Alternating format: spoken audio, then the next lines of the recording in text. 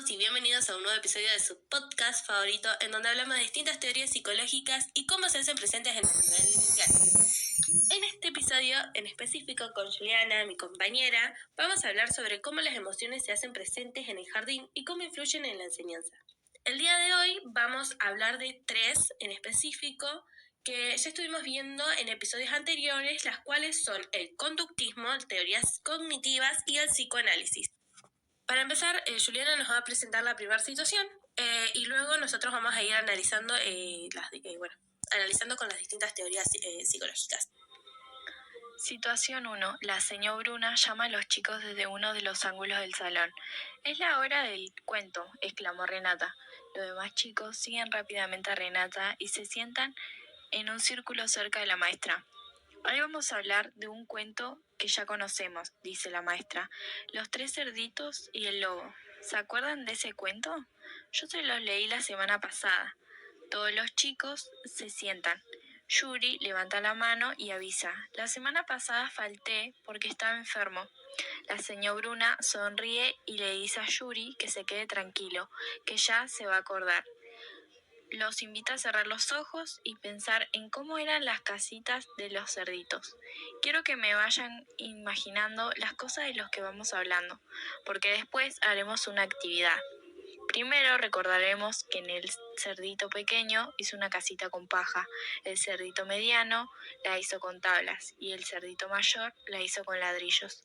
Pensemos un poco, ¿sabían qué es una casa o una vivienda? Sí, responde Lila.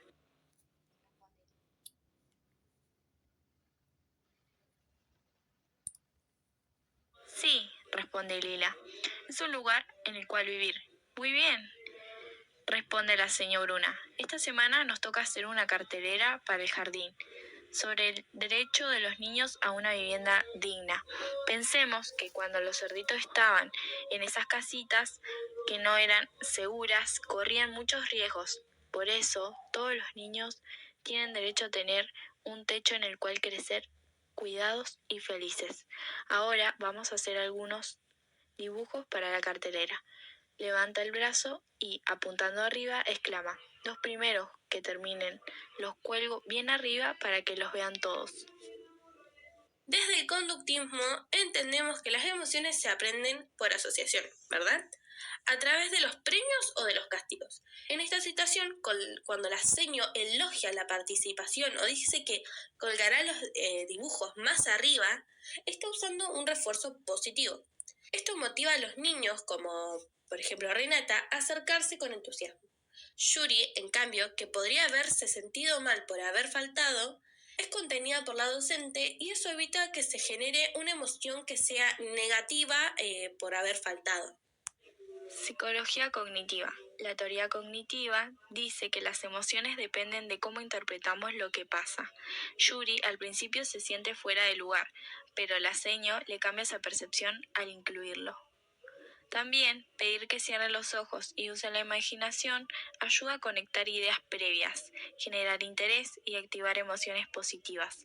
Esto muestra que una buena gestión emocional puede mejorar el aprendizaje. Como señalan Alguión y Paseiro, las emociones cumplen funciones adaptativas, cognitivas y sociales. El modo en que se gestionan indice en la disposición para aprender. Como señala Alguín y Paseiro, las emociones no son un obstáculo para aprender, sino todo lo contrario. Cumplen un papel muy importante en cómo nos adaptamos, cómo pensamos y cómo nos relacionamos con los demás. Esto quiere decir que si niño se siente seguro, acompañado y valorado, va a estar más predispuesto a aprender, a participar, a animarse. En cambio, si hay miedo, vergüenza o tristeza, su atención y su motivación bajan. Desde el psicoanálisis entendemos que en el aula también se expresan deseos y emociones inconscientes. El cuento de los tres cerditos no es solo una historia que habla de la protección y el miedo y la seguridad. La maestra convierte ese relato en una oportunidad para trabajar el derecho a la vivienda, lo que puede verse como una sublimación. Los derechos de los niños, los dibujos, también pueden expresarse como deseos o miedos. Como dicen Gorostizaga y Bruberis, el deseo inconsciente no desaparece, se desplaza, se transforma, se inscribe en otras escenas. Como dicen los autores en base a la teoría de Freud, hay emociones y deseos que no siempre podemos decir en voz alta, pero que igual se expresan. Freud explica que en nuestra mente conviven dos sistemas: el consciente, que es lo que podemos decir y pensar, y el inconsciente, donde están los deseos que a veces no podemos aceptar y no entendemos del todo. Esos deseos inconscientes no desaparecen, sino que se transforman y aparecen en otras formas, como un dibujo o en un juego o incluso en una historia. A veces también pueden aparecer en los sueños. En la situación del cuento de los tres cerditos, cuando la señora habla de las casitas, de las protecciones frente al lobo, y después conecta eso con el derecho a la vivienda, no solo enseña un contenido escolar, ¿no? También está conectando con un deseo muy profundo de las infancias, el deseo de sentirse seguros, cuidados y en un lugar propio. Situación 2. La situación que analizaremos hoy es la siguiente. Un profesor de educación física decide trabajar con los niños una propuesta llamada Adentro y Afuera. Adentro y afuera. Esta propuesta consiste en poner aros en el piso para que los niños y niñas salten dentro del aro y griten adentro, y cuando salgan griten afuera. Todo va bien hasta que llega el turno de María. Ella se confunde y dice al revés: afuera cuando entra, adentro cuando sale. Julián, uno de sus compañeros, le dice que se equivocó y se ríe, lo que causa que María se angustie y llore. El profe, ante esta situación, la acompaña y la calma. No la reta, le dice que está bien, que va a ir aprendiendo. Terminan el momento con una canción que juegan y cantan todos juntos. Y a los 2 días, cuando repiten la actividad, María canta sin equivocarse. Desde el psicoanálisis entendemos que cuando un niño o niña se equivoca, no es porque no sabe, sino que a veces el error puede entenderse como una forma de expresión del inconsciente, una manifestación de lo que todavía no puede poner en palabras claras, pero que de alguna forma está queriendo salir. Freud nos habla de esto cuando menciona las formaciones del inconsciente, esos pequeños actos fallidos que dicen que son más de los que creemos. Algo importante en esta escena es cómo se siente María y cómo se acompaña cómo se la acompaña ante esta situación. Cuando María se angustia, no es solo por haberse confundido, es porque se sintió expuesta. Pero el profe, no la corrija desde la posición de autoridad y no, tenés que hacer esto bien, sino que la abraza desde la palabra. Ahí entra otro concepto: la transferencia. María puede sentirse apoyada, confiar en él, lo que es clave para para que el aprendizaje sea posible. Solo se aprende cuando el vínculo se sostiene.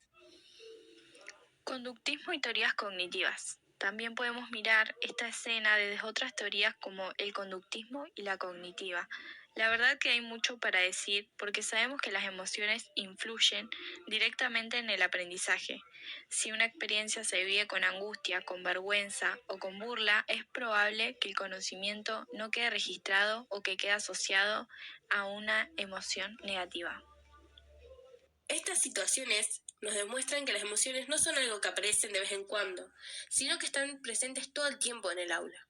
Cada gesto, cada palabra, cada silencio y cada mirada deja una huella emocional en los niños y también en nosotras como docentes o futuras docentes. Lo que sentimos y lo que sienten los chicos no se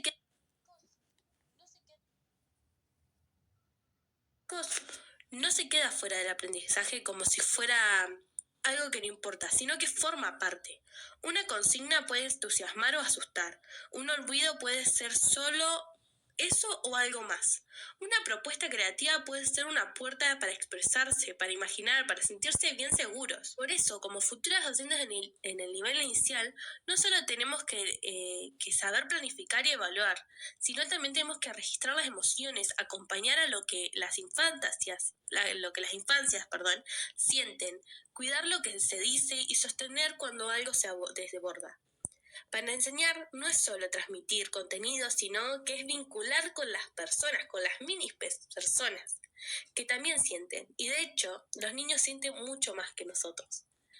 Con esto cerramos el día de hoy. Lo único que queda por decir es gracias por escuchar este episodio. Nos encontramos en el próximo, donde seguramente sigamos hablando de las emociones, las infancias y del noble arte de no perder la paciencia antes del recreo.